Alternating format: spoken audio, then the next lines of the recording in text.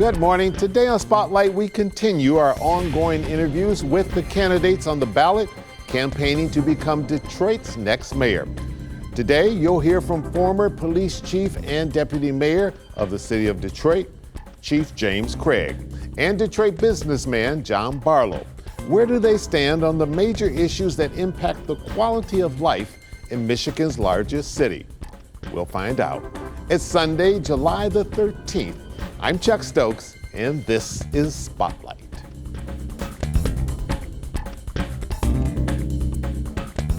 Your campaign slogan is Leadership Detroit Can Trust.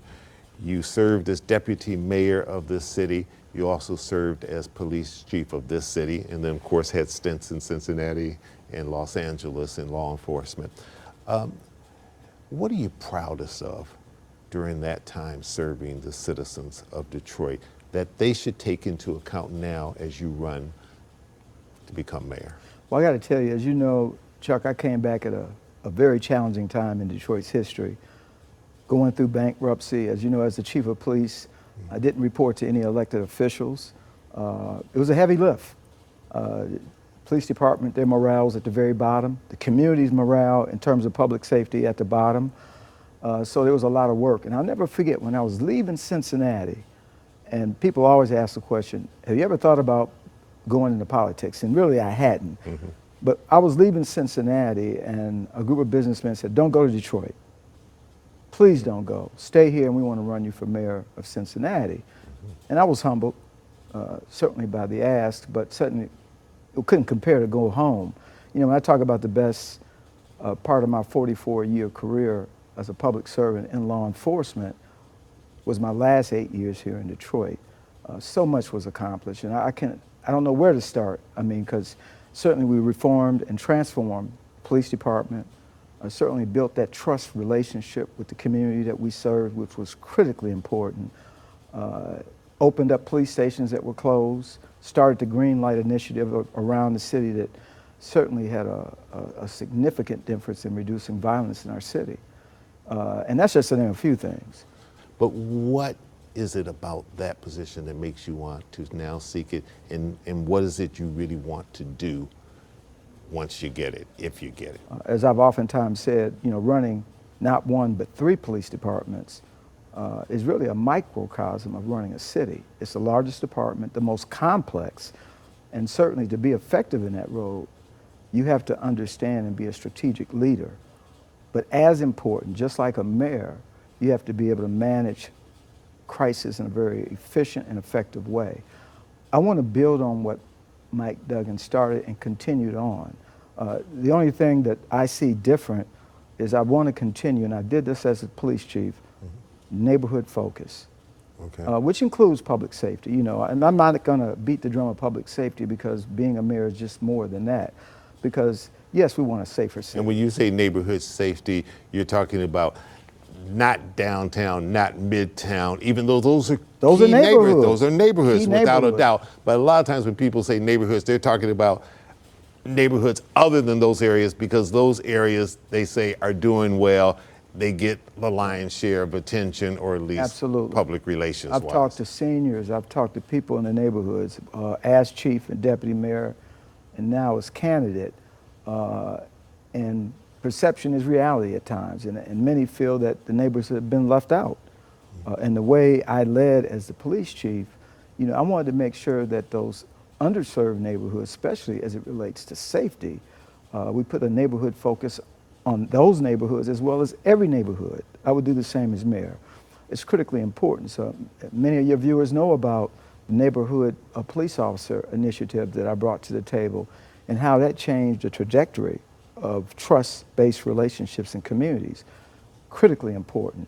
But again, this is not to diminish the great work in the places like Corktown, downtown. That work will continue. It's critically important. But we also have to grow our middle class. We also have to make sure that you know, opportunities exist in the neighborhoods. And that's part of the issue that keeps coming up. All right, Chief, we need to take a quick little pause. Right. We'll come right back with some more questions to Chief Craig, candidate for Detroit mayor. We'll be right back.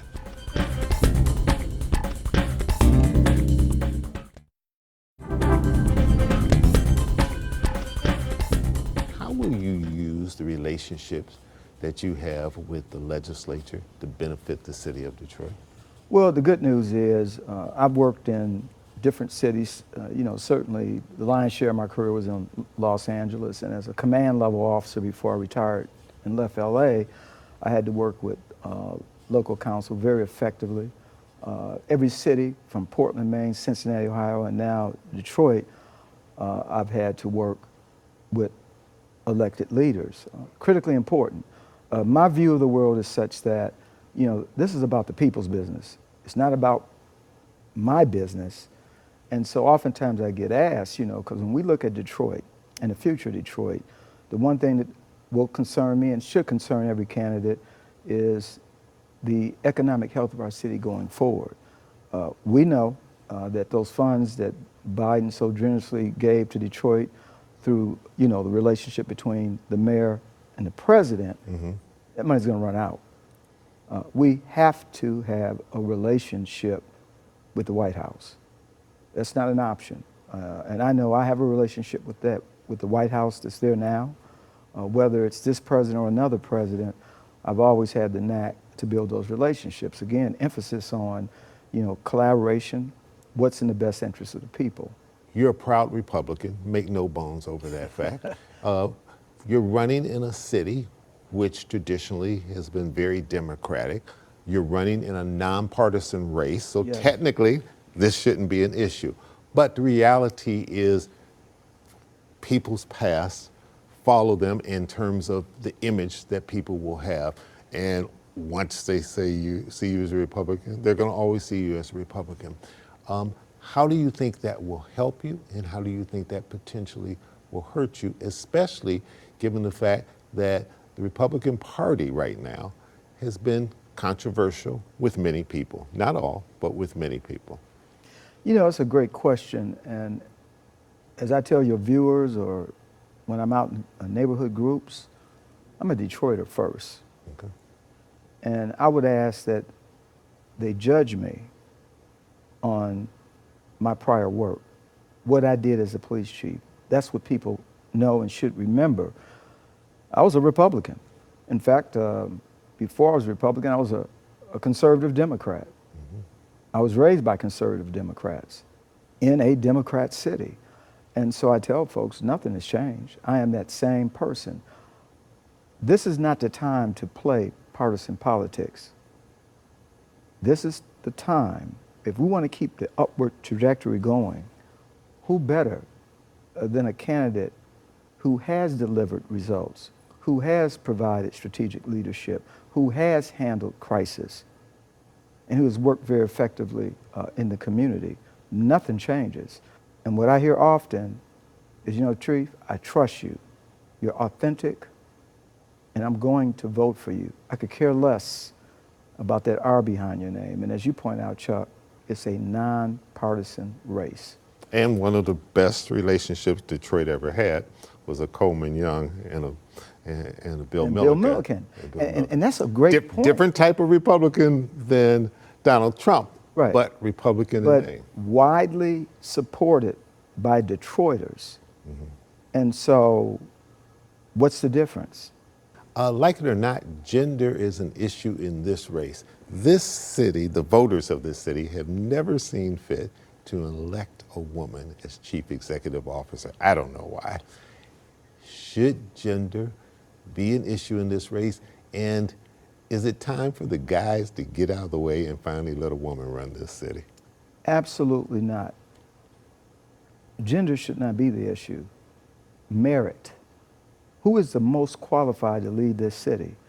Let me just say this. Throughout my career, one of the things that I'm very excited and proud of is the fact that how many people I mentored. I'm talking mentored who became chiefs of police. Two of them, most notable. The first African-American female chief in Dallas, Texas, came from Detroit under this administration. The first African-American female chief in Columbus, Ohio, came from this administration. I mentored both. I'm just naming those two. I have managed and led thousands of individuals in the police department. If you're talking about someone who sits on council, If you're the president, you might have a staff of 35. Or if you're a regular council person, you might have a staff of 7. And while some might say, well, that's not such a big deal, oh, yes, it is. Because when you talk about strategic executive level leadership, just like as a mayor who's leading, and I had roughly, sworn in civilian, I had roughly 4,300, pretty large chunk of the staffing population in the city. The city has about 9,000 employees. Part of our role as CEO of the city is being able to create an environment where those individuals who work in different departments in the city can deliver with excellence. And the only way you know how to do that is if you've lived it. I've lived it. I understand what that looks like, and that's called leadership. And if you've not been in that seat, it's a very different world. And I have watched with intensity across this country, mayors, some of who are women, some that are men, that frankly have dealt with issues. Recently, I saw my old city and how that mayor mishandled the recent uprising in LA, or how it was mishandled in terms of the wildfires before that.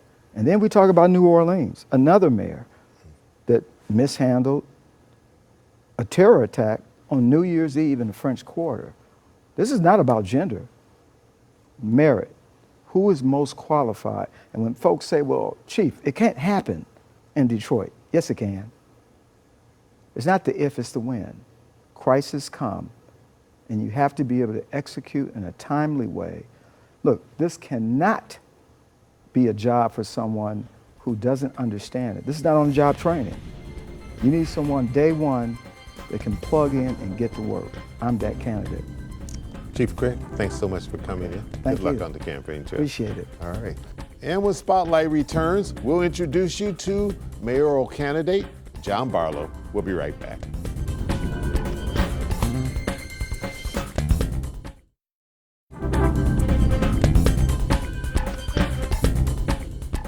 You are a businessman, and you tout that on your website and along the campaign trail. If elected by the people to become the next mayor of this city, what's the first thing this businessman would do?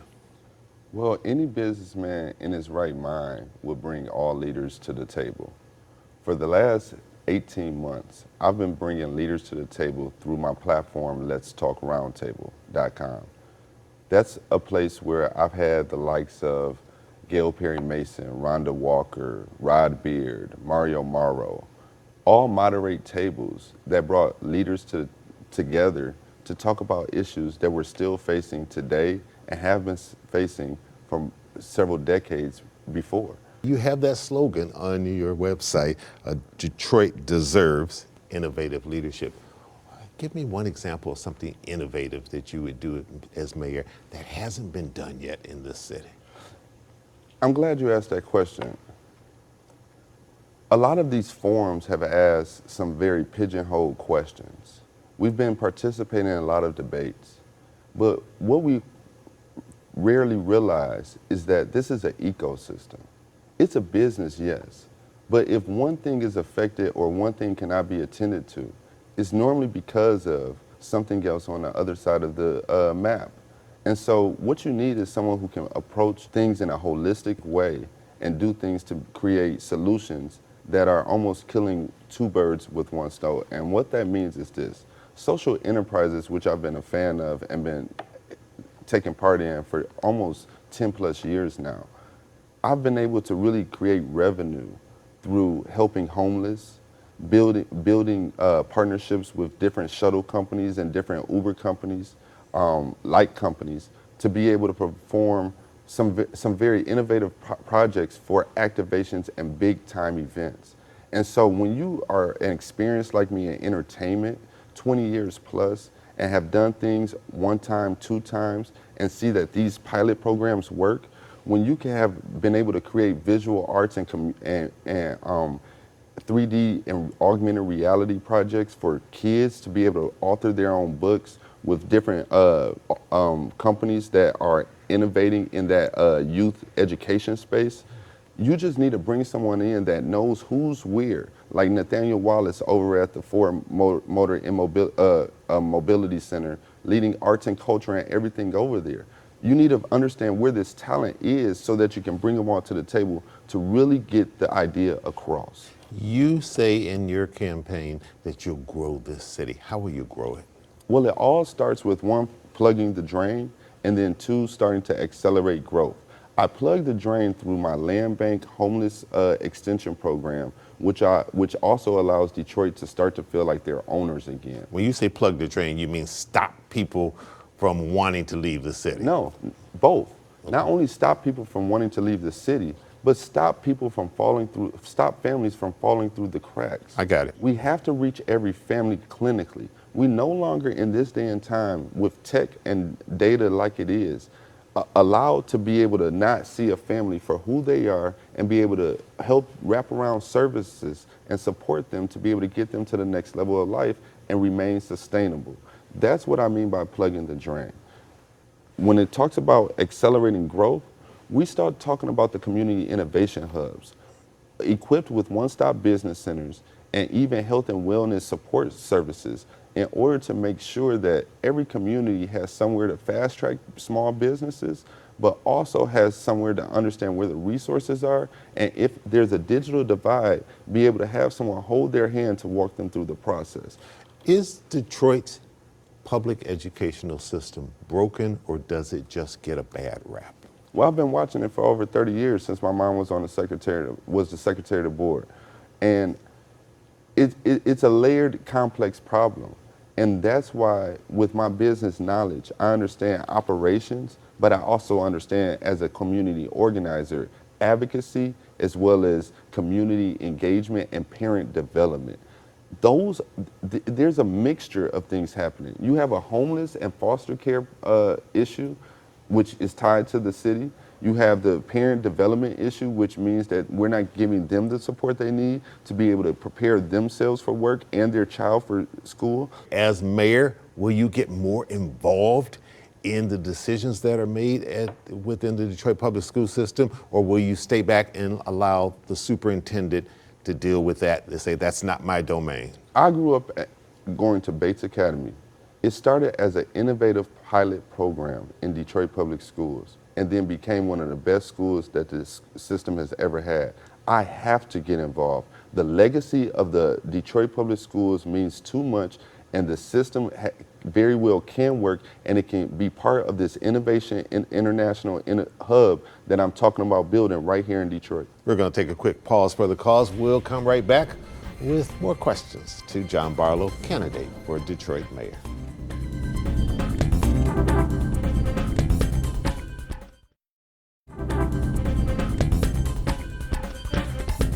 What will you change if you feel there needs to be a change in terms of housing for Detroit? For far too long, we've been battling this debate about the city's AMI, meaning that what really makes affordable housing affordable? What's that economic household income? And the city could have long time ago created its own city AMI. And that will allow for us to create different tiers to understand who fits in what affordability category.